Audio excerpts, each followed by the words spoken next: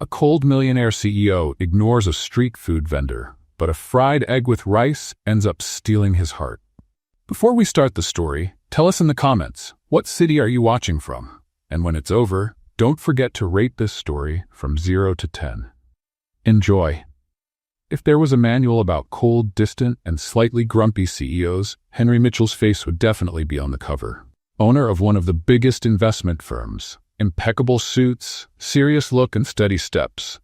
Every single day, without fail, he walked down Lincoln Avenue on his way to the office, ignoring everything and everyone, including a certain stubborn girl with a food cart. "Morning, Mr. Fancy Tie," she'd shout with a smile, flipping her spatula on the griddle, making the rice dance in the hot oil. Henry acted like she didn't exist. Eyes fixed on his watch, his phone, or the sky. He didn't move a muscle. And that's how life went. At least, until that night. After a nightmare of a day, filled with meetings, annoying clients, and more spreadsheets than any human should ever have to deal with, Henry finally left the building, way later than usual. And the moment he stepped onto the sidewalk, his stomach made a noise like a trapped thunderstorm. He stopped, looked down at his own belly in disbelief. And then it happened. The smell. The most outrageous, tempting, criminally delicious smell he had ever experienced. A wild mix of golden garlic, sizzling rice, and a fried egg popping in the oil. It was so powerful it felt like it had hands pulling him by the collar of his expensive suit. And guess where it was coming from? The cart. That girl's cart. The one he'd ignored for months. Emma, of course, noticed immediately. With a playful grin, she crossed her arms and said, like she already knew how the story would end, "You look like someone's starving. Want me to fix you a plate?" Henry straightened his tie, took a deep breath, and filled himself with CEO attitude. He answered, coldly and full of pride, "No thank you, I don't eat street food." What happened next was almost poetic. His stomach growled so loudly that a dog across the street started barking in fear. Emma tried not to laugh, but failed. "See, your stomach's asking for food. Doesn't matter how elegant you act. Right now your belly's the boss, Mr. Tie." He rubbed his face, looked away, crossed his arms. "No, I'm not. It's just a normal digestive noise." Digestive noise. "Sure," she said, laughing. "So you want a plate, or are you just going to keep arguing with your stomach?" He sighed, looked at the cart, then at his stomach. "Fine, make one," he muttered. Emma smiled, the kind of smile that lights up a whole street. "Knew you'd give in. Welcome to the tasty side of life." She grabbed her spatula, threw rice on the griddle, some onion, garlic, scallions, a drizzle of oil, and then cracked an egg that sizzled like fireworks. "You want it spicy?" she asked, stirring the pan. "Not too much. Just normal," he said, arms crossed, clearly uncomfortable. "Relax, Mr. Tie. This is rice, egg, and dignity on a plate," she winked. The smell got even more illegal. Henry stood there tense, staring at the griddle like it was a minefield. When she was done, she packed it into a food container and handed it to him with a smile. "Here you go, Mr. Fancy Tie. Why do you call me that? Look at you. Tie, custom-tailored suit. You look like you're going to a board meeting just to buy bread." "It's just elegance," he tried to explain, adjusting his tie. He took the container, stepped a few feet away, looking for a spot where no one could see him. He looked at the food, suspicious. Took a deep breath. And the first bite. The whole universe seemed to shut down for a second. How can this be so good?" he thought, as that unbelievable flavor took over his senses. It was just fried rice, egg, and garlic, but somehow it was more than that. It tasted like childhood, like home, like comfort, like a memory buried deep in his soul. Within seconds, he finished the whole thing, didn't even notice. Emma, of course, had been watching from a distance, and when she saw it, she shouted, "Wow, do you always chew like you're mad at the food, or is today special?" Henry, wiping his mouth with a napkin, tried to look composed. She crossed her arms, raised an eyebrow, and asked, amused, "So, what did you think?" He straightened his tie, put on a bored face, and answered in the most uninterested tone he could fake, "It's all right, not that great." As if his stomach were part of the truth squad. Right then, another loud growl. Emma didn't let it go. "Well then, tell me this. Do you want another plate, or do you need to run to the bathroom?" His eyes widened, clearly unsure whether to laugh, run, or dig a hole and disappear. Out of options, he lowered his voice and answered, almost in a whisper, One more plate. There you go. Give in to happiness, Mr. Tai, she said, already tossing more rice on the griddle. He ate. Again. Every last bite. Scraped the container clean. Then he adjusted his suit, paid, without really looking her in the eye, and walked off quickly. But there was something different in his expression. Something had changed. He just couldn't explain what. The next evening, he left the Brooks Industries building exactly at 6:30 p.m., just like always. Impeccable suit, perfectly knotted tie, steady, determined steps. The plan was simple. Walk straight past the cart, get in the Porsche, and go home. No looking. No stopping. No thinking about that fried rice and egg that had stayed with him all night. But, well, life has its ways. As he neared the corner, Henry slowed down, just a little, almost unnoticeable. Then he pretended to check a message on his phone, but really he was trying to sense something in the air. And there it was. Golden garlic, caramelized onion, rice sizzling on the griddle, and that unmistakable sound of an egg crackling in hot oil. Henry stopped, took a deep breath, looked at the cart, looked at the car, then back at the cart. Oh no, he muttered to himself, I'm not falling for this again. He took 3 more steps toward the Porsche and, well, look who's back, Emma shouted, waving her spatula like it was a magic wand. Mr. Fancy Tie couldn't resist, huh? That was it. He'd been caught. Henry froze on the sidewalk, clearly embarrassed. Emma stood there with that mischievous smile, like she already knew exactly how things would play out. I wasn't, he began, nervously adjusting his tie. I was just passing by. Sure, she nodded, pretending to be completely serious. Just passing by real slow, staring at the cart, sniffing the air, totally just passing. Henry blushed slightly. I wasn't sniffing anything. Oh no? Then why are your nostrils doing this? She exaggeratedly mimed someone sniffing the air. He instinctively touched his nose, which made Emma burst out laughing. Relax, Mr. Tai. Everybody does that when they smell my food. It's normal, it's science, it's irresistible. Henry tried to keep his cool, but Emma could see it. He was clearly struggling inside, torn between executive pride and a deep craving for that food. Fine, he said at last, like he was doing her a huge favor, just to confirm if it was really good. Emma clapped her hands. There it is, you admitted you want more. I like honest customers. It's not that I want, he protested. It's just scientific curiosity. Of course, scientific curiosity. Got it, she said, already tossing rice on the griddle. So, what does science want today? The same as yesterday. That'll do. Emma began working her culinary magic. This time Henry didn't pretend not to be interested. He watched her every move, fascinated by the way she handled the ingredients. She drizzled a bit of oil on the griddle. It sizzled and spread perfectly.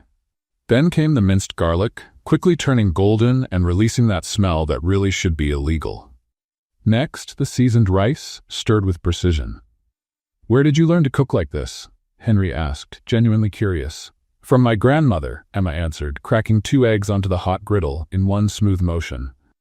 She always said good food takes 3 things: technique, care, and a little bit of mischief. Mischief? Oh yeah, like adding a secret spice that keeps people hooked and always coming back, she said with a playful wink. Henry chuckled. Just a quiet laugh, but Emma noticed. It was the first time she'd seen a genuinely amused look on his face. So what's the secret spice? If I told you, it wouldn't be secret anymore, right? She said, flipping the eggs like a pro. But here's a hint. It's not just seasoning. It's intention. Intention?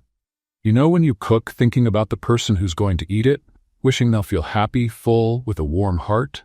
That goes into the food too. We call it soul seasoning. Henry watched her as she finished the dish. There was something mesmerizing about the way Emma worked. It wasn't just skill, it was passion. Every move had purpose. Every gesture carried love. All done, she announced, serving the food in a clean tray. Fried rice with egg, soul seasoning included. Henry took the plate and had his first bite. And once again, the world stood still. It was even better than he remembered. The rice was perfectly cooked, fluffy but not dry. The egg had crispy, golden edges, but the yolk was still creamy. The seasonings blended into a symphony of flavors that brought back memories he didn't even know he still had. It tasted like Sunday at Grandma's house. A kitchen full of laughter. Family gathered around the table. A time when life was simpler and the important things were, well, simple. My goodness, he murmured, unable to stop eating. Good, right? Emma smiled, pleased. I told you it had soul seasoning. This time Henry ate more slowly, savoring every bite, but Emma noticed he was still hungry when he finished. Want some more? She asked. Well, he hesitated. Maybe just a little. Just to make sure it's still good, right? More scientific curiosity? Exactly. Emma made another plate, this time adding a few extra spices she saved for special customers. Henry ate slowly, clearly enjoying every flavor. Emma? He said after finishing. Yes. Thank you. Really, I didn't remember food could taste like this. Taste like what? Like happiness, maybe? Emma smiled and Henry felt something strange in his chest, like a frozen piece of him was starting to thaw. That's the goal, she said. Food should feed more than just your stomach. Henry paid, gave her a generous tip, and said goodbye. But this time he didn't rush off. He walked more slowly, even looked back over his shoulder and waved before getting into the car. And that's how the most unexpected habit in Henry Brooks's life began. The next day, he showed up again. And the day after. And the next. Always with the same excuse. Just making sure it's still good. But Emma noticed the changes. Each day he seemed a little less tense, smiled a bit more, stayed a little longer to chat while he ate. By the second week, he started asking about her life. Where she was from, how long she'd had the cart, what she liked to do in her free time. By the third week, he began to share small things about himself. That he worked too much. That sometimes he forgot to eat. That he couldn't remember the last time he'd had a real meal before discovering her cart. And Emma, without realizing it, was being won over too. Not just by the transformation she saw in him day after day, but by the kind and funny person starting to show behind the cold CEO mask. Henry had a dry sense of humor that made her laugh. He asked smart questions about cooking, and he always praised her food like it was the best thing he'd ever tasted. You know what's funny? Emma said one Thursday while preparing his plate. What? You came here all dressed up and serious, pretending you didn't want anything from me. Now you're here every day, smiling, chatting. Who would have thought rice and eggs could tame a CEO? Henry laughed for real this time. A warm laugh that gave Emma butterflies in her stomach. I think, he said, turning a bit serious, you didn't just tame a CEO. You tamed a man who had forgotten how good it feels to be happy. Emma stopped stirring the food for a moment and looked into his eyes. There was something different there. Something warm. Something real. Well, she said, turning back to the food to hide her nerves, if that's the case, then my mission here is complete. What mission? To prove that everyone can be happy. Sometimes all it takes is someone who believes in that. And a plate of rice and eggs made with care. Henry smiled, and Emma felt something changing between them. It wasn't just customer and vendor anymore. It was something more. Something that warmed the heart and made the world feel like a better place. And as he ate his rice and eggs that afternoon, Emma had no idea that the mysterious man in the suit and tie was hiding secrets that would change everything. 3 weeks after their first food cart encounter, Emma knew Henry's schedule like clockwork. Every day at exactly 6:30 p.m., he appeared at the corner with that just passing by look. But he always stopped for his daily rice and eggs. And the funniest part? He still pretended it was just a coincidence. Hey there, Mr. Fancy Tie, Emma greeted that Thursday, already tossing rice on the griddle before he could say a word. Let me guess, just passing by to make sure it's still good? Henry laughed, adjusting his tie in that slightly awkward way Emma now found adorable. You know me too well, he admitted. But today I swear I really was just passing by. Sure, and I'm the Queen of England, she replied, cracking 2 eggs onto the griddle. Your nostrils have been flaring for 5 minutes, Henry. Just admit you're hooked on my food. Hooked is a bit strong. Dependent? Better. Emma laughed, stirring the golden garlic that was starting to release that same criminally good smell as always. You know what I find funny? She said, flipping the egg with a graceful move that had been hypnotizing Henry for weeks. Every day you come here in a suit and tie, shiny shoes. You must do pretty well at your job, right? What do you do there? Henry almost choked on his own saliva. It was the question he dreaded most. How could he explain that he wasn't just an employee, but the owner of that entire 40-story company? How could he say he had more money in the bank than most people would see in a lifetime? Oh, he stammered, searching for an answer that wasn't a full lie but also not the whole explosive truth. I'm just a regular employee, trying to build something in life, you know? What kind of employee? Office work, he answered quickly. Paperwork, boring meetings, that kind of thing. Nothing exciting. Emma stopped stirring and looked at him with a playful expression. Really? Because you look more like someone who gives orders than someone who follows them. Henry's heart skipped a beat. Had she figured him out? What do you mean?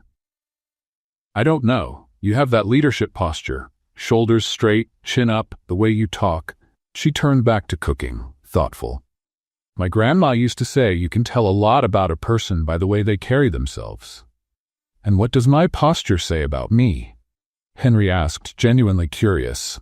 That you're used to responsibility, to making important decisions, and, she winked, that you're pretending to be more ordinary than you really are. Henry swallowed hard. Emma was more observant than he thought. Maybe I just have good posture. He tried to steer the conversation elsewhere. Could be, she agreed, though Henry noticed she wasn't fully convinced. So, office worker, how long have you been there? About a few years, he answered vaguely. Technically not a lie. He'd founded the company 5 years ago. Do you like what you do? Henry paused to think. It was a strange question. When was the last time someone had asked if he liked his job? It's complicated, he finally said. Sometimes it's rewarding. Other times it's lonely. Lonely? Emma plated the food and handed it to him. But don't you work with other people? Yes, but... Henry picked up the fork, trying to find the right words. Sometimes you can be surrounded by people and still feel completely alone, you know? Emma stopped what she was doing and looked at him with a more serious expression. Wow, that's kind of deep, Fancy Tie. Sorry, didn't mean to get dramatic. No, it's interesting. It's just, you seem to carry a lot on your shoulders for someone who's just an office worker. Henry took a bite of the rice and eggs, using the food as an excuse not to answer right away. As always, the taste transported him somewhere lighter, simpler. And you? He asked, changing the subject. Did you always want to have a food cart? Oh no. Emma laughed. My real dream is to have a restaurant, a small, cozy place where people come not just to eat, but to feel at home. Why don't you go for it? Mostly money, she shrugged. A restaurant needs startup funds, licenses, it's expensive. But I save a little every month, maybe someday. Henry felt a strange tug in his chest.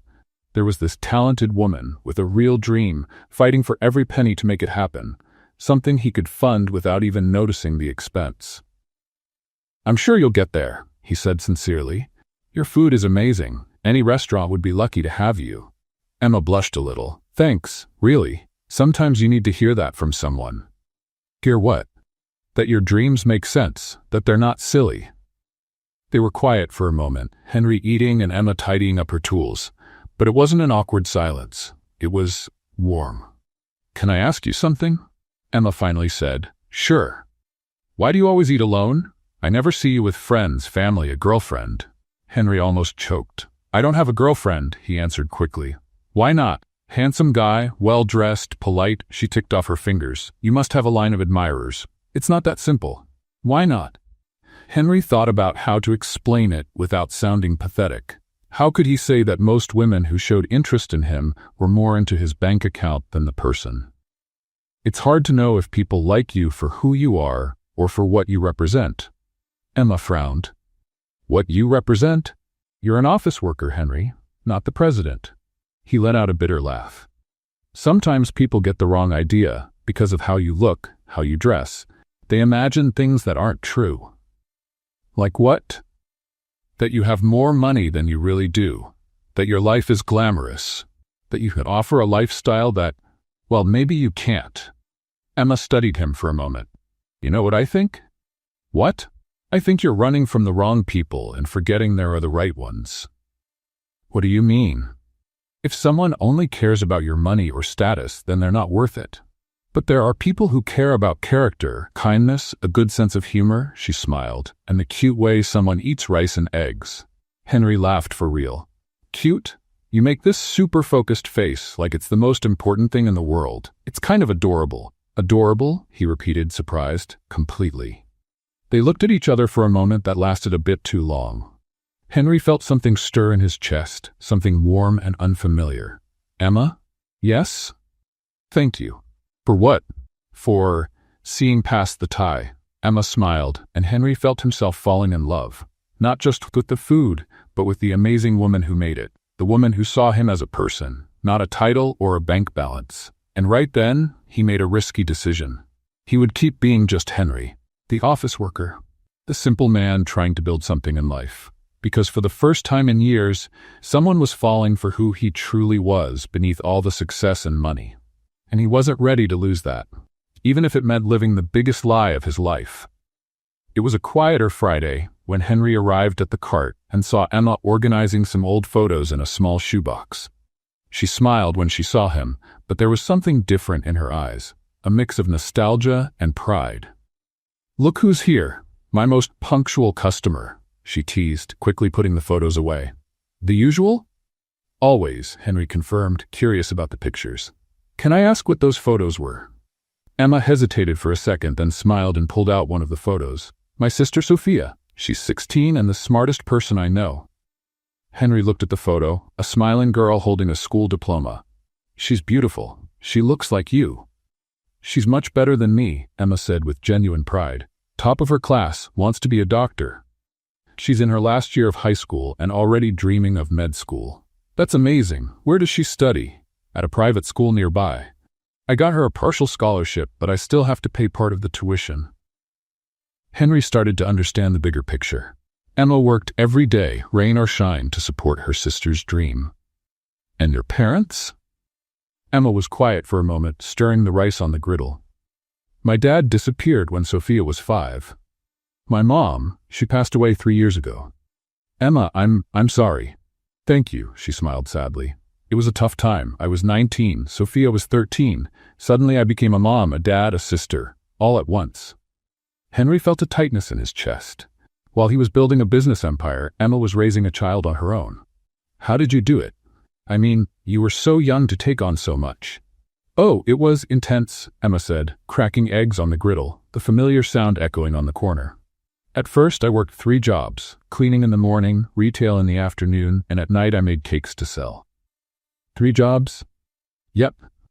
I slept maybe 4 hours a night, if that. But Sophia needed me, you know. She couldn't fall behind in school. She couldn't stop dreaming of college just because life was unfair to us. Henry stopped eating, completely absorbed by her story. "And the food cart? How did that idea come up?" Emma smiled, a happier memory lighting up her face. "Would you believe it was Sophia's idea? I was exhausted, running between jobs, barely making anything. One day I came home crying because I lost the job at the store. Sophia saw me there, a mess, and said, 'Emma, you cook better than any restaurant in this city. Why don't you sell your food?' And you believed her?" "At first, no. It seemed impossible. But then she showed me some YouTube videos of people who started with food carts and now have famous restaurants. She convinced me." Emma flipped the eggs with that same precision Henry already admired. "We used our savings, which weren't much, bought this used cart and started selling in front of her school on weekends. That first day, we only sold 2 plates. And now? Now I sell about 50 plates a day. I was able to quit my other jobs and focus only on this. Sophia's staying on top of her schoolwork. We can pay the rent, and there's even a little left to save for the restaurant dream." Henry finished his plate in silence, taking in everything he had just heard. Here was a woman who had turned tragedy into determination, hardship into opportunity. While he spent his days in endless meetings, discussing investments that didn't really affect his life, Emma was building something real, something that mattered. "You're amazing, Emma," he said, genuinely moved. "Oh, come on," she laughed, a little embarrassed. "I just did what anyone would do." "No, that's not true. A lot of people would have given up, but you didn't. You kept going, and look how far you've come." "I still have a long way to go, but thank you. Sometimes it's nice to hear that." Henry looked at Emma, really looked. He saw the calloused hands from so much work. He saw the tiredness hidden in her smile. He saw the quiet strength of someone who never had a choice but to be strong. And suddenly his own life felt empty. He had everything money could buy, but what Emma had: purpose, real connection, the satisfaction of knowing every day's work meant something. That he didn't have. Emma? Yes? Have you ever thought about expanding? I mean, your food is incredible. You could. Slow down, Mr. Fancy Tie, she laughed. First, I want to make sure Sophia finishes school. Then we'll see what the future holds. Henry paid for his meal, left a generous tip as always, and said goodbye. But instead of heading straight to his car, he decided to walk a bit to think about everything he had just heard. And that's when he saw it. Posted on a street pole at the corner was a colorful flyer that caught his eye. National Street Food Competition. Show your talent. Prize, $50,000 and culinary consulting. Sign up by April 15.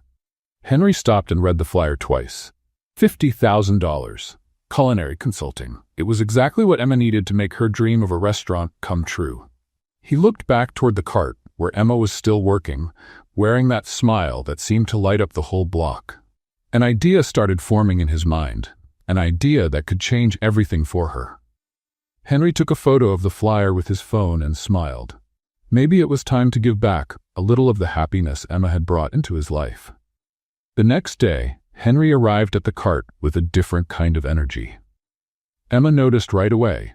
He looked excited, like he had just discovered something worth sharing. "Good morning, Mr. Fancy Tie," she greeted, already starting to prepare his usual dish. "You've got a strange look on your face today. Something good happen?" "Actually, yes," Henry smiled, pulling out his phone. "I want to show you something." He showed her the picture of the competition flyer. Emma stopped stirring the rice on the griddle and frowned. "National Street Food Competition?" she read aloud. "And why are you showing me this? Because you should enter." Emma laughed so loudly that a pigeon pecking at crumbs near the cart flew off in fright. "Me, Henry? Have you lost your mind?" "I'm serious," he insisted, putting the phone away. "Look at that prize, $50,000 in culinary consulting. It's exactly what you need for your restaurant." "Henry," Emma shook her head, going back to cooking. "That's not for people like me." "What do you mean, people like you?" "People without culinary training, without professional skills," she said, cracking eggs harder than necessary. "I learned to cook from my grandmother in our kitchen at home.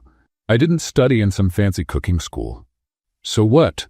"So what?" She looked at him, incredulous. "Henry, those competitions are for real chefs, people who know how to make complicated sauces, fancy dishes.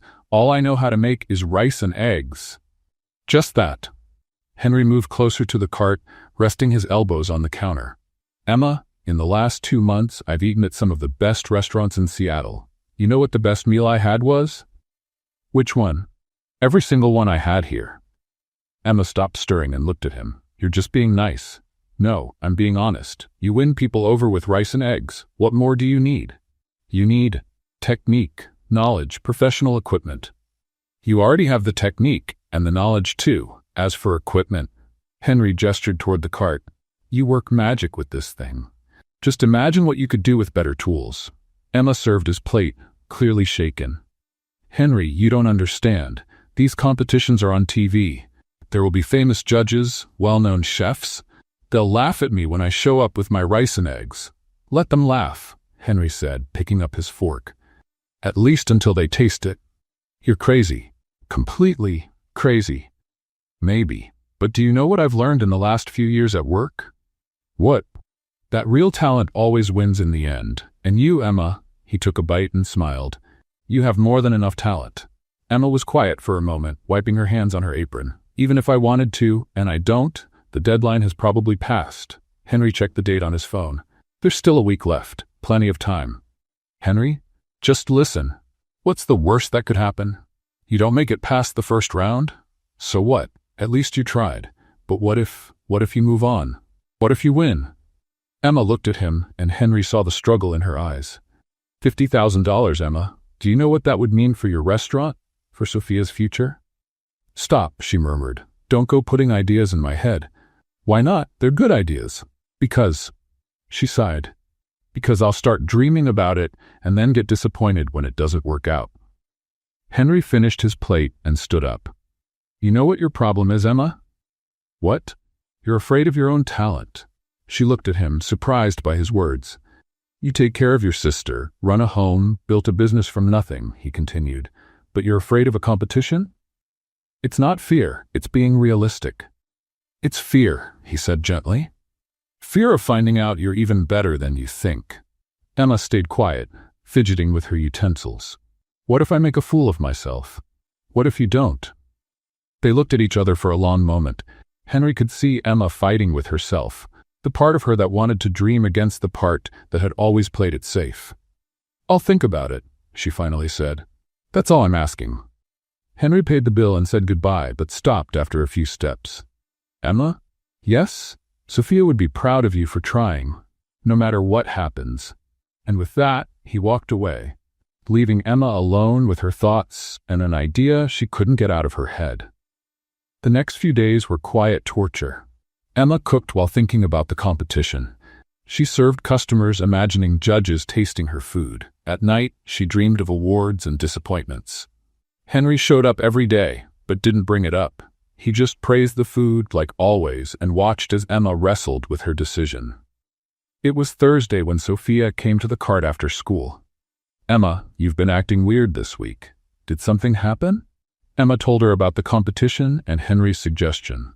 Sophia listened silently, then smiled. Are you going to sign up? I don't know. It's risky. You know what Mom used to say?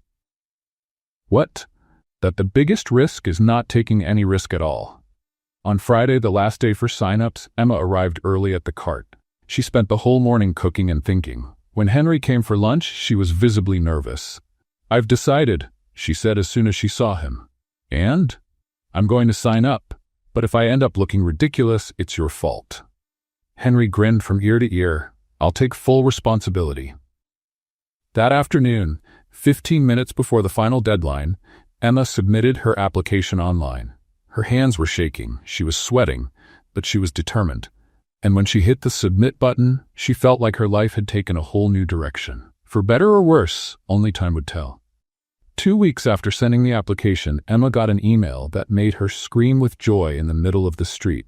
She had been selected for the interview round of the National Street Food Competition. Henry! Henry! She yelled when she saw him walking up to the cart that afternoon. I made it. I passed to the next round. I knew it. He smiled, truly happy. When's the interview? Tomorrow. I have to bring a dish for the judges to try. She was clearly nervous, stirring pans that didn't need stirring. I'm terrified. It's going to be fine. Just take your rice and eggs. Do you really think so? I'm sure of it. The next day, Emma arrived at the Seattle Convention Center carrying a thermal container and a heart racing a mile a minute. The place was full of participants with professional equipment, chef uniforms, and dishes that looked like works of art. She felt like a fish out of water. The interview was held in a large room with a table where 3 judges were waiting. TV chef Amanda Sterling, food critic Robert Chen, and the famous French chef Julien Moreau. Julien Moreau was a legend. He had restaurants in Paris, New York, and Los Angeles, 3 Michelin stars, TV shows, cookbooks that were bestsellers all over the world, and an arrogance that could be felt from across the room. Next, the assistant called out. Emma walked in, trying to look more confident than she felt. Good morning, she said, placing the food container on the table. Name? Asked Amanda Sterling, checking her clipboard. Emma Martinez. And what did you bring us today? Asked Robert Chen kindly. Emma took a deep breath. Fried rice with egg. The silence that followed was deafening. Julien Moreau raised his eyebrows and exchanged looks with the other judges. Then he let out a small laugh that made Emma shrink inside. Rice with egg, he repeated, his French accent thick with disdain. Even a child can make that. Emma felt her face get hot. I know it looks simple, but... Looks? Ma chérie, it doesn't look simple. It is simple, Julien interrupted, not even bothering to taste it. This is a national competition. The other contestants brought elaborate dishes, complex techniques, artistic presentation, and you bring rice and egg? Isn't flavor what matters most? Emma tried to defend herself, but her voice came out weaker than she intended. Flavor? Julien laughed again. My dear, anyone who can hold a pan can make rice with egg.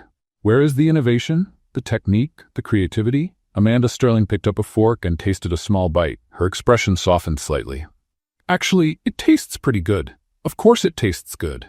Julien cut her off. It's rice and egg. There's salt, there's fat. This isn't about tasting good. It's about taking food to an artistic level. Robert Chen also took a bite and nodded approvingly. There's something special in this dish. The seasoning is really well balanced. You're both being far too generous, Julien waved off his colleagues' opinions. This competition is for serious chefs, not for people making home cooking. Emma felt tears burning in her eyes. My grandfather used to say that good food comes from the heart. She tried one last time. I doubt your grandfather was a professional chef, Julien replied coldly. Let me give you some advice, ma petite. Go back to your little street cart and leave serious cooking to the professionals. Emma picked up her food container with trembling hands. Thank you for your time, she murmured, and left the room as quickly as she could. In the hallway, she leaned against the wall and took a deep breath, trying not to cry. Julien was right. What had she been thinking? Competing with real chefs using her simple rice and egg? Emma? She turned and saw Henry walking toward her. What are you doing here? She asked, surprised. I came to support you. How did it go? Emma couldn't hold back the tears anymore. It was a disaster. You were wrong, Henry. I never should have come. What happened? One of the judges, Julien Moreau, he humiliated my dish in front of everyone, said rice and egg is something even a kid can make, that I should go back to my little cart and leave serious food to real chefs. Henry felt a wave of anger rise in his chest. He said that? He did. And you know what's worse? He's right. What was I thinking? That I'd show up with my little dish and impress everybody. Henry gently held her shoulders. Listen to me, Emma. You want to know what I think of this Julien Moreau guy? What? I think he forgot the most important thing about food, which is that it should touch people's hearts, not just try to impress them. Emma wiped her tears with the back of her hand. But he's right. Rice and egg is too simple. Sometimes the simplest dish has the truest flavor, Henry said, looking into her eyes. Do you think I've come back to your cart every day for months because I'm trying to impress someone? I come back because your food makes me feel at home. But that's not enough in a competition. Says who? Emma, how many times have you seen someone cry over a fancy gourmet dish? Never, I guess. Exactly. But I've seen people cry over their grandma's food, simple food, made with love. He smiled. Your problem isn't the dish. It's that you're trying to be something you're not. What do you mean? You're trying to be a French chef when you should be Emma Martinez, the one who makes the best rice and egg in Seattle. Emma let out a small laugh through her tears. You really think my rice and egg is special? Emma, if I could eat just one thing for the rest of my life, it would be your rice and egg. You're exaggerating. I'm not exaggerating. Last week I dreamed about your rice and egg. I wake up thinking about it. It's pathetic, but it's true. Emma laughed for real this time. You dream about food? What kind of dream is that? The kind where I wake up with my mouth watering, Henry said, blushing slightly. One time, I dreamed you opened a restaurant and I was the only customer. And what was the restaurant like? There was just one table, one dish on the menu, and I was the happiest man in the world. Emma looked at him, feeling something warm in her chest. Henry? Yes. Thank you for believing in me even when I don't believe in myself. Always. They looked at each other for a moment, and Emma felt that maybe, just maybe, she should try one more time. Julien Moreau might have his Michelin stars, but she had something he would never have, soul seasoning, and that, she was starting to realize, was worth much more. After the conversation with Henry in the hallway, Emma felt a strange kind of courage growing in her chest. Maybe it was anger, maybe it was stubbornness, or maybe it was just the need to prove that arrogant French chef completely wrong. You know what? She said, fixing her hair. I'm going back in there. You are? I am. And I'm going to make that Julien whatever Moreau eat his words. Literally. Henry smiled. That's what I like to hear. Emma knocked on the interview room door and walked in without waiting for an answer. Excuse me, she said, placing her food container back on the table. I forgot to mention something. Julien rolled his eyes. Ma chérie, we already said. Did you taste it? Emma interrupted him. Excuse me? I asked if you tasted my food before saying it was too simple. Julien blinked, clearly not expecting that. I don't need to taste it to know that. Oh, so you're like a psychic chef? Emma crossed her arms. You can taste food just by looking? What an amazing talent. Robert Chen held back a laugh. Amanda Sterling was clearly enjoying this. "Listen here, young lady," Julian began, but Emma didn't let him finish. "No, you listen," she pointed her finger at him. "You're judging my food without even tasting it. Is that professional? Is this how you do things in France?" Well, because where I come from, we at least taste something before saying bad things about it. It's just basic manners." Amanda Sterling burst out laughing. "She's right, Julian. Taste the girl's food." Julian, clearly uncomfortable, picked up a fork reluctantly and took a small bite. Then, his expression changed completely. He chewed slowly, furrowed his brow, chewed some more, then stopped. "Mon Dieu," he murmured. "Exactly," said Emma, satisfied. "Not so simple after all, right? How did you get this flavor?" "Grandma's secret. And by the way, she cooked better than a lot of fancy French chefs I know." Robert Chen laughed out loud now. "Emma, you're moving on to the next round," Amanda Sterling announced. "Julian?" The French chef was still trying to process what he had tasted. "Approved," he grumbled, clearly unhappy. Emma smiled and picked up her food container. "Thank you. And Mr. Julian, next time, try it before you judge. It'll be less embarrassing." And she walked out of the room like a queen. In the hallway, Henry was waiting with a huge smile on his face. "From that smile, I'm guessing it went well?" "I made it to the next round." Emma threw her arms around him, "Stell," and he lifted her off the ground. "I knew it. I knew you could do it."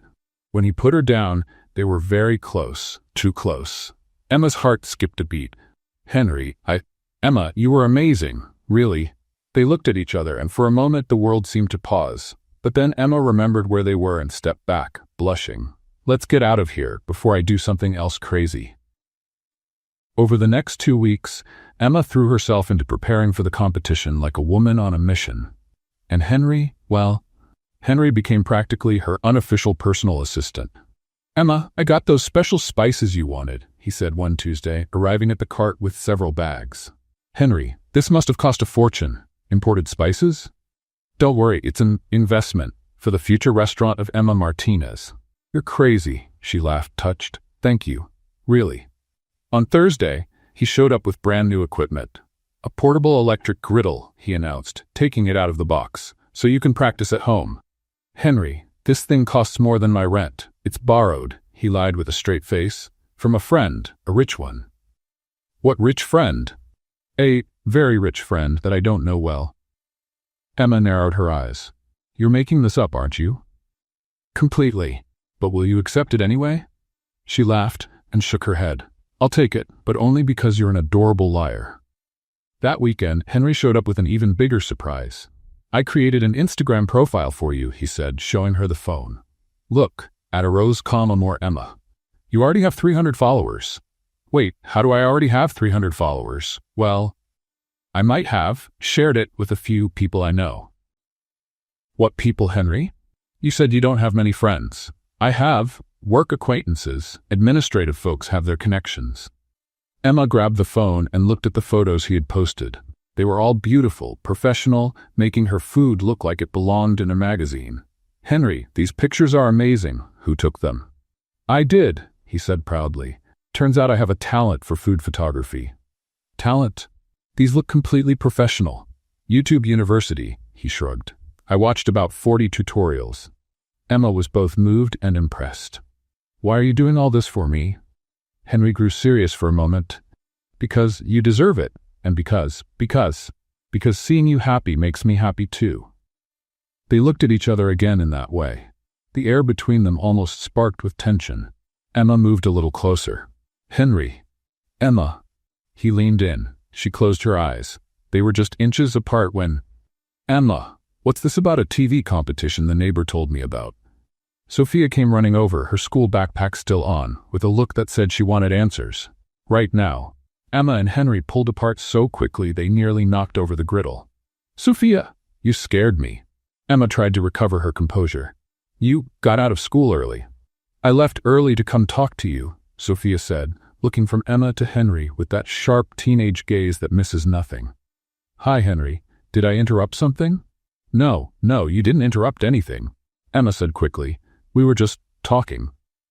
"Talking very closely, from what I saw," Sophia said with a sly smile. Henry turned bright red. I was just explaining a food photography technique." Oh, sure, Sophia said, clearly not buying it. And this technique needs you to stand that close? Sophia, Emma protested. Relax, sis. I like Henry. He seems like a good guy, Sophia said, winking at him. Just don't do that kind of stuff in front of the cart. It's bad for business. Emma was mortified. Henry looked like he wanted to hide behind the griddle. Now tell me how the competition interview went. Sophia crossed her arms. And just like that, with Sophia asking 100 questions and Henry pretending to reorganize the spices for the 10th time, the romantic moment vanished completely. But Emma couldn't stop smiling. Because for the first time in her life, she had someone who believed in her. Someone who was willing to invest time, money, and energy in her dreams. And judging by the way Henry looked at her, maybe, just maybe, he felt something more than friendship.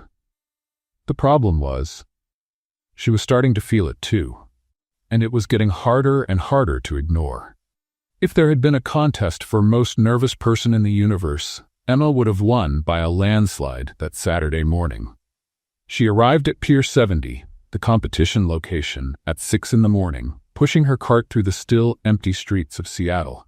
The event wouldn't start until 9, but she needed time to calm herself down, or at least try. Deep breath, Emma. It's just a national competition being broadcast live to 3 million people. No pressure at all, she muttered to herself. When she got there, she stopped and widened her eyes. The pier had been transformed into a full-blown food fair. Colorful tents, cameras everywhere, a swarm of producers rushing around with clipboards and headsets, and the other competitors. Oh dear. Emma looked around and wanted to crawl under her cart. To her right was a food truck that looked like it had been pulled straight out of a design magazine. All black and gold, with the name Gourmet Fusion written in elegant letters. The chef, a man with a hipster beard and leather apron, was organizing ingredients Emma didn't even recognize. To her left, a huge red trailer with a kitchen that looked more high-tech than a NASA lab. The chef, a blonde woman in a spotless uniform, was testing what looked like a culinary blowtorch. And behind her, the most intimidating of them all, a food truck that looked like a luxury restaurant on wheels. Mirrored windows, an internal sound system, and even a TV playing videos of the chef's dishes. And then there was Emma, with her peeling blue cart, 2 pots, a slightly crooked griddle, and an umbrella that had definitely seen better days. "Can I help you?" a producer asked, approaching with a polite smile that didn't quite hide her confusion. "Are you a contestant or a local vendor?" "Contestant," Emma replied, trying to sound confident. "Emma Martinez." The producer checked her clipboard, clearly surprised. "Oh, you're the street cart one. That's me. How interesting. Well, your space is over there," she said, pointing to a tiny spot between 2 massive food trucks. "Good luck." Emma pushed her cart to her little corner and tried not to feel like David facing several Goliaths at once. "Hey there," said the hipster chef from the gold food truck. "First time in the competition?" "Yeah. And you?" "Third time. Marcel Dubois," he said, extending his hand, "executive chef at 5 restaurants in San Francisco." "Emma Martinez, executive chef of 1 cart." Marcel laughed, clearly thinking she was joking. "Funny. So what's your specialty?" "Fried rice with egg." Marcel's laugh stopped short. You're serious?" "Completely." Marcel blinked a few times, then gave a nervous little chuckle. "That's bold, very minimalistic." "It's one way to put it," Emma agreed. From the other side, the blonde chef walked over. "Victoria Ashford," she said, holding out a perfectly manicured hand. "Graduated from the Culinary Institute of America." "And you?" "Emma Martinez, graduated from Grandma's University." Victoria frowned. "Not familiar with that one." "That's because it's just a kitchen, with a very wise grandma." Victoria smiled politely, but Emma saw her exchange a look with Marcel. At exactly 9 a.m., the cameras started rolling and the host, a tall man with a made-for-TV smile, kicked off the show. "Welcome to the National Street Food Competition. Today, 10 talented chefs will compete for the grand prize of $50,000. The crowd of spectators cheered. Emma gave a small wave, feeling completely out of place. "Chefs, you have 2 hours to prepare your best dishes. Your time starts now." And that's when chaos broke out. Marcel fired up equipment that sounded louder than a jet engine. Victoria started flambeing something with her blowtorch. The chef with the giant food truck cranked up some electronic music that made the whole pier shake. And Emma tried to light her stove. Tried once. Nothing. Tried twice. Still nothing. On the third try, a tiny spark, and then nothing again. No, no, no, she muttered, turning the knob desperately. The stove was completely dead. Emma felt panic rise in her throat. Around her, the other competitors were already cooking like their lives depended on it. The clock showed 1 hour and 55 minutes. "Everything okay over there, Emma?" the host shouted, approaching with the cameras. All good," she lied, still struggling with the burner. "Just warming up the equipment." Such dedication. Emma's taking her time to make sure everything is just right. The cameras moved on, but Emma knew she couldn't fake it much longer. She tried again, tapped the burner, silently begged. But nothing worked. "Sorry, Grandma," she whispered, tears of frustration welling up in her eyes. "Looks like this isn't going to happen." She was just about to raise her hand and give up when she heard a familiar voice shouting from beyond the security barrier. "Emma, don't give up. I brought back up." It was Henry, and he was carrying what looked like a spare gas tank. Emma had never been so happy to see someone in her entire life. The problem was, how would he get to her? The competition area was restricted.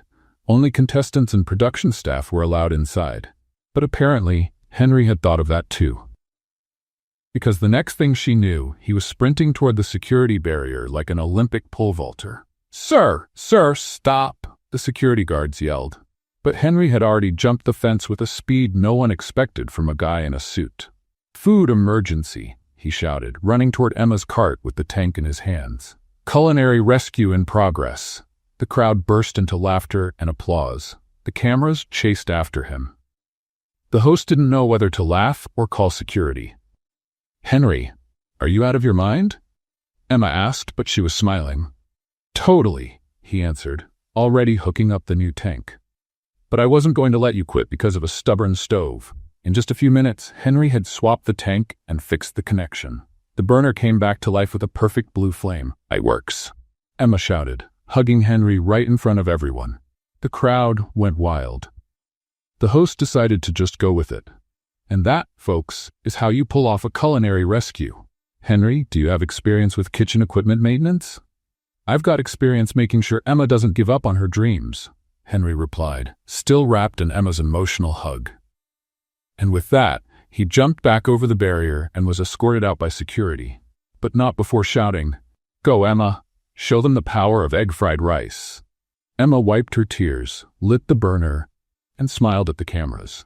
After the most epic culinary rescue in the history of cooking competitions, Emma had 1 hour and 40 minutes on the clock, and a level of determination that could move mountains, or at least make the best egg-fried rice in the universe. "Let's do this, Grandma," she whispered, lighting the fresh burner. "Time to show these chefs that soul seasoning isn't something you learn in school." The perfect blue flame roared to life, and Emma felt like her grandmother's spirit was right there, guiding her hands. Across the competition area, Julien Moreau had completely stopped what he was doing. He was watching Emma with an expression that hovered between disbelief and curiosity. "Chef Julien?" his assistant asked.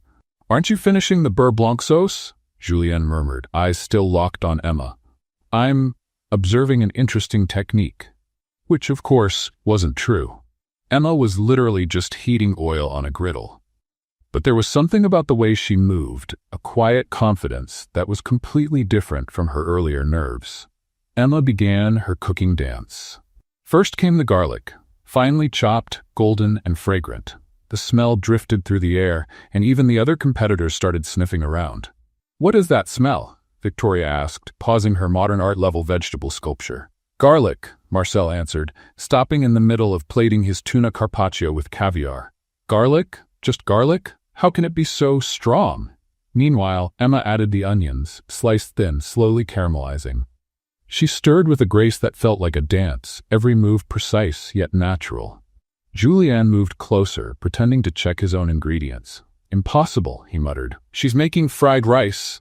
"Yep, chef," his assistant said. "Very basic." "No, look how she controls the heat, the timing." Julien stopped himself, realizing he was praising the technique he had mocked earlier.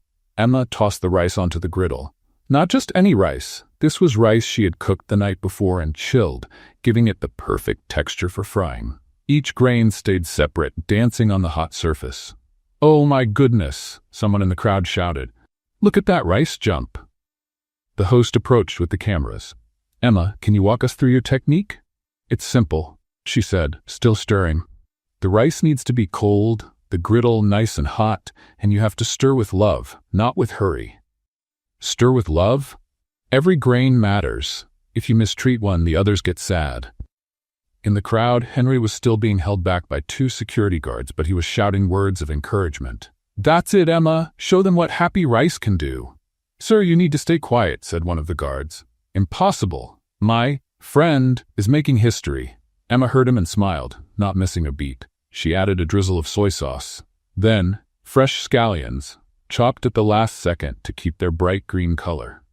And then, the big moment, the eggs. She made a well in the center of the rice, like a little crater. She cracked 2 eggs right into it, their golden yolks spreading like tiny suns. "Crater technique," Marcel noted, clearly impressed in spite of himself. "Very clever." "It's just common sense," Victoria replied, but she was watching closely too. Emma folded everything together, incorporating the eggs with steady, gentle movements. The result was a golden, creamy mixture that smelled like comfort and happiness. 15 minutes left, the host announced.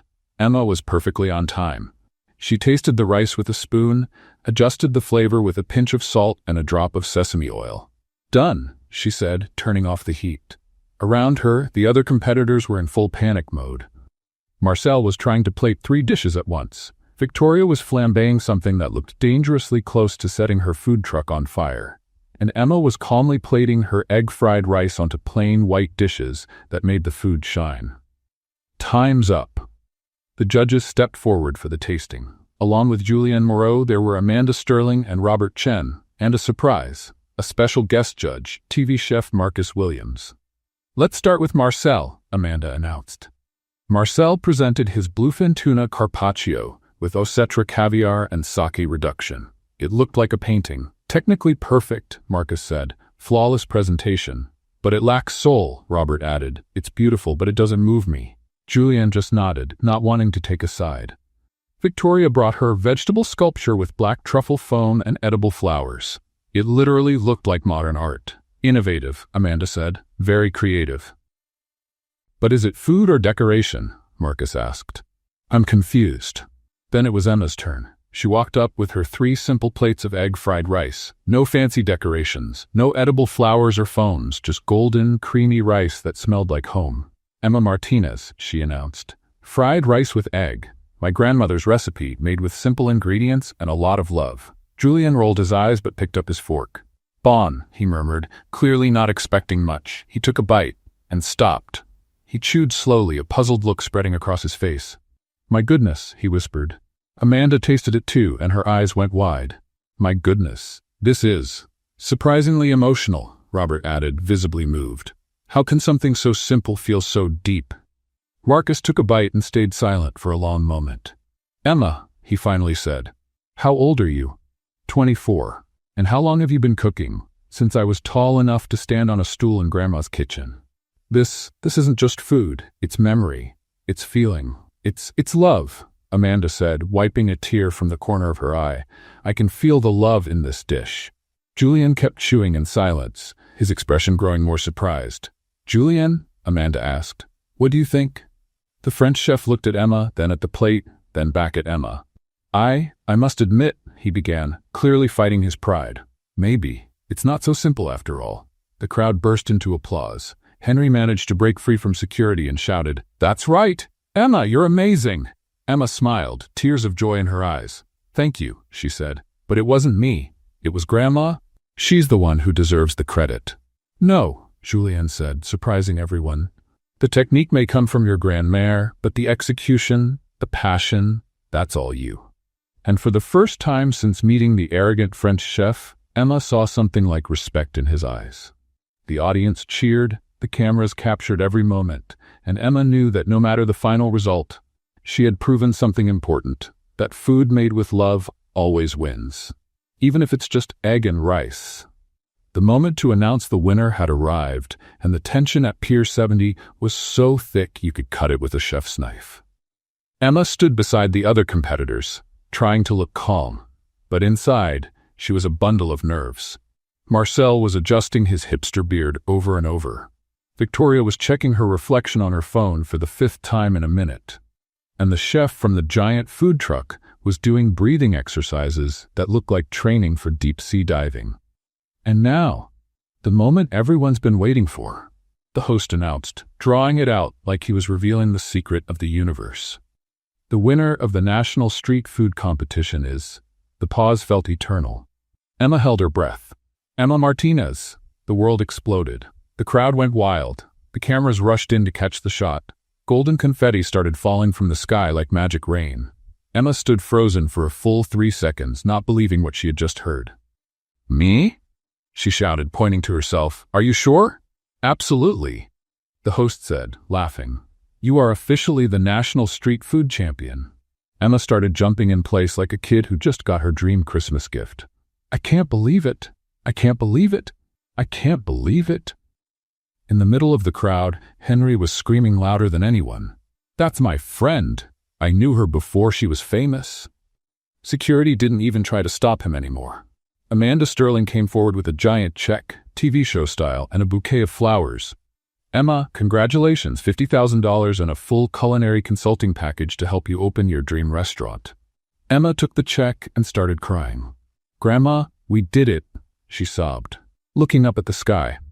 "So how does it feel to be the girl who won a national competition with just rice and eggs?" a reporter asked, shoving a microphone in her face. I feel like I could fly," Emma replied, still crying and laughing at the same time. At that moment, Henry broke through security again. Apparently he was developing ninja skills and ran toward the stage. "Emma!" he shouted, climbing the steps 2 at a time. "Henry!" she shouted back. They ran toward each other like a scene from a romantic movie. When they met in the middle of the stage, Henry lifted her up and spun her around. "You did it! I knew you could," he said, his voice thick with emotion. "Thank you for believing in me," she said. "Thank you for saving me when the stove broke. Thank you for—" And then, caught up in the moment, in the thrill of victory, with millions of people watching, Emma grabbed Henry by the tie and kissed him. It was a Hollywood-style kiss, the kind that makes the crowd sigh and photographers go wild. The cameras caught everything, the flashes exploded, and the crowd screamed even louder. When they pulled apart, both of them were blushing, breathless, and smiling like 2 teenagers in love. "Wow," Henry murmured. "Yeah," Emma agreed. "Wow." The host, ever the professional, decided to roll with the romantic moment. And just like that, folks, we don't just have a new champion. We have a new couple. Love was in the air and in the rice and eggs. The celebration went on for another hour. Emma gave interviews, took pictures, signed aprons. Henry stayed by her side the whole time, proud as a peacock. That's when a reporter came over. "Emma, one last question," he said. "A lot of people are curious about your relationship with CEO Henry Brooks. How did you two meet?" Emma blinked. "Sorry, what?" "CEO Henry Brooks of Brooks Industries," the reporter repeated, as if it were obvious. "One of the biggest investment companies on the West Coast. How did you meet?" Emma slowly turned to Henry, who had gone pale as a ghost. "CEO?" she asked, her voice strangely calm. "Emma, Henry began. "Brooks Industries?" she continued. "The company in the building where you work?" "I can explain. Where you're an administrative employee?" Henry swallowed hard. "Technically, I am administrative. I manage the whole company." Emma stared at him for a long moment. Around them, reporters waited, cameras rolled, and the party continued. But for Emma, time had stopped. "Excuse me," she said politely to the reporters. "I need to speak with CEO Brooks in private." She took Henry by the arm and pulled him away from the cameras, toward a quieter corner of the pier. "Emma," he started. "No," she raised her hand. "Let me get this straight. For the past few months you've been lying to me about who you are?" "I didn't exactly lie." "Henry," she burst out, "you're one of the richest men in Seattle. You own the company, and you told me you were an administrative worker trying to build something. Technically, I am trying to build something." "You already built it. You have an empire." Henry ran a hand through his hair, clearly desperate. "Emma, listen. I wanted you to know me for who I really am, not for what I have." "But you lied about who you are." "No, I just left out a few details about my financial situation. A few details? Emma laughed bitterly. Henry, you're a millionaire. That's not a few details, that's your whole life. My whole life changed when I met you, he protested. For the first time someone liked me for who I am, not for what I can give. But you didn't give me the chance to figure that out for myself. Tears started to roll down her face. You decided for me that I was after your money. No, I never thought that. Then why lie? Why pretend to be someone else? Henry stood in silence, not knowing how to explain years of shallow relationships with people who only saw him as a bank account. Emma, you have to understand. Every woman who ever got close to me only wanted. I'm not every woman, she shouted. I'm me, and you never gave me a chance to prove that. But you did prove it. You fell in love with me thinking I was broke. I fell in love with someone who doesn't exist. Emma wiped her tears with the back of her hand. The Henry who's an admin trying to make something of himself. That guy doesn't exist. You're Henry the billionaire CEO who plays poor. I'm still the same person. No, you're not. The same person wouldn't lie. Henry felt the ground fall out from under him. Emma, please. What I feel for you is real. What we had together was real. Emma looked at him for a long moment, and Henry saw the exact moment she made her decision. Maybe it was real for you, she said, her voice breaking. But for me, I can't be with someone who lied about who they are. That's not love, Henry. That's a lie. Emma, no, she shook her head. It's over. We're over. And with that, she turned and walked away, leaving Henry alone on the pier, his heart shattered, knowing he had lost the one thing in life that truly mattered. In the distance, Emma got into the taxi that would take her home, holding the $50,000 check that was supposed to represent the fulfillment of her dreams.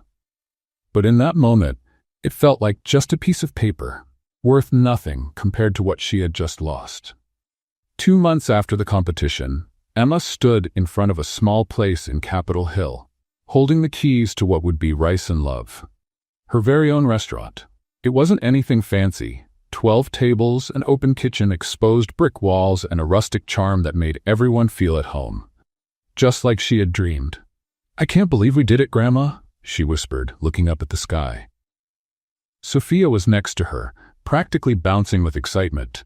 Emma, just look at this. You've got a real restaurant. We've got a restaurant, Emma corrected her. You're the one who gave me the strength to get here. What still puzzled her was how it had all come together so quickly.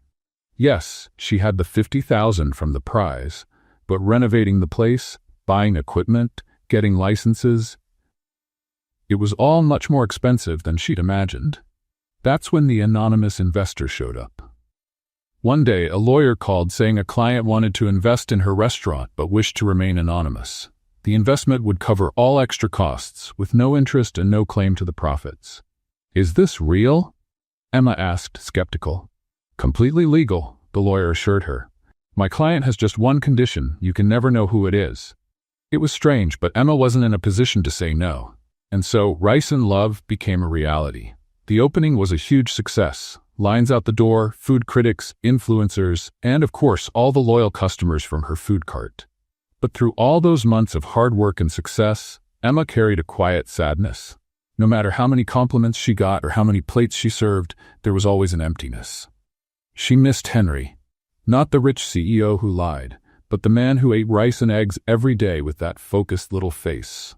The man who believed in her dreams when she couldn't believe in them herself.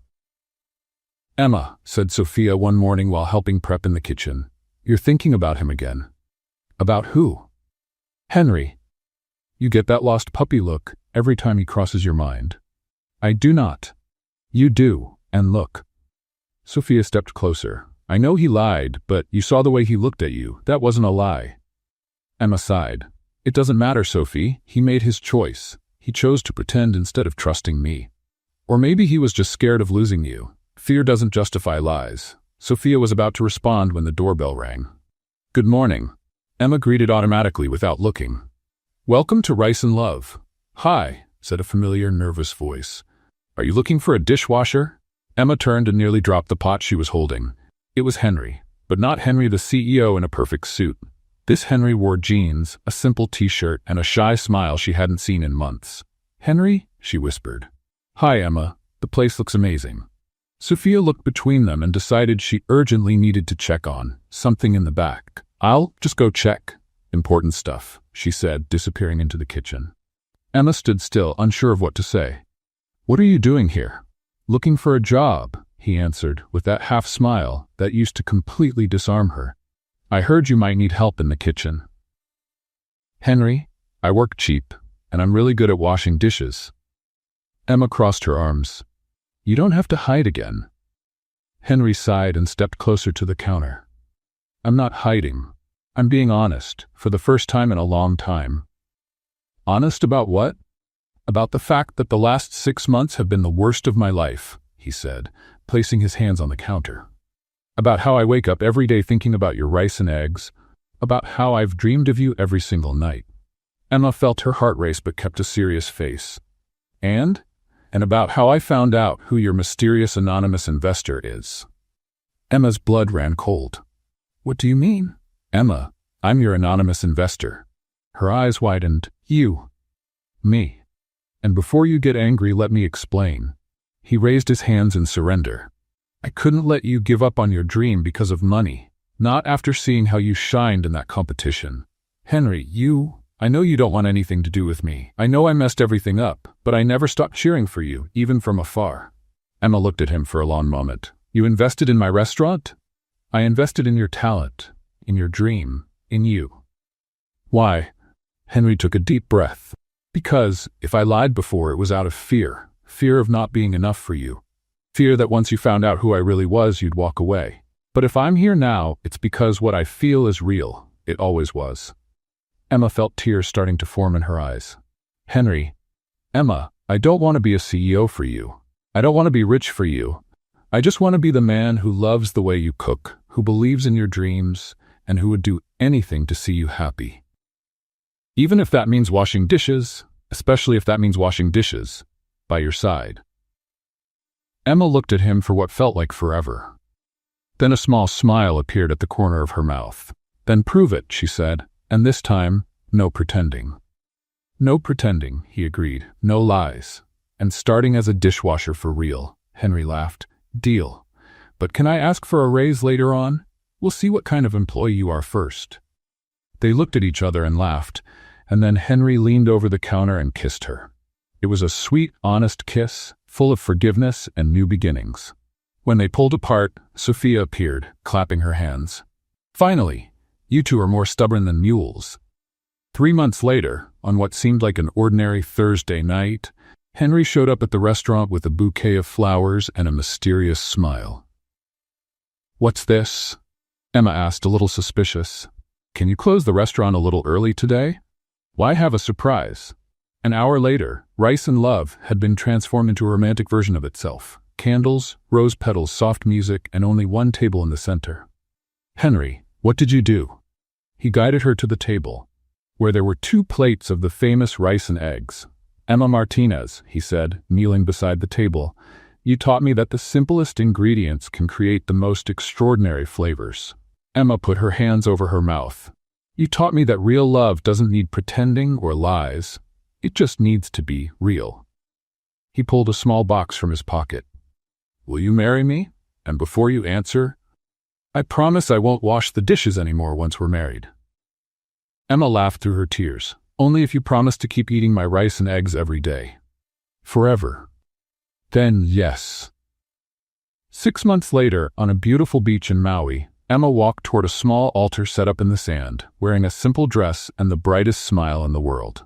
Henry waited in a tuxedo, tears of happiness in his eyes. Sophia sat in the front row, crying proudly, holding a bridesmaid's bouquet and a sign that read, "I knew it from the start." And when the priest asked if Emma would take Henry as her husband, she looked into his eyes and said, "I do. Forever. With rice and eggs and everything." The next day, back at the restaurant, a famous food critic came in for a review. "It's just rice and eggs, right?" she asked, looking at the menu. Emma, now wearing a wedding ring that sparkled like her happiness, smiled. "Just wait until you try it." And when the critic took her first bite, Emma saw that same look of surprise and emotion in her eyes that she saw in everyone who tasted her food. Because in the end, the secret was never the rice or the egg. It was the love. And love, when it's real, flavors everything. What did you think of Henry and Emma's story? Let us know in the comments.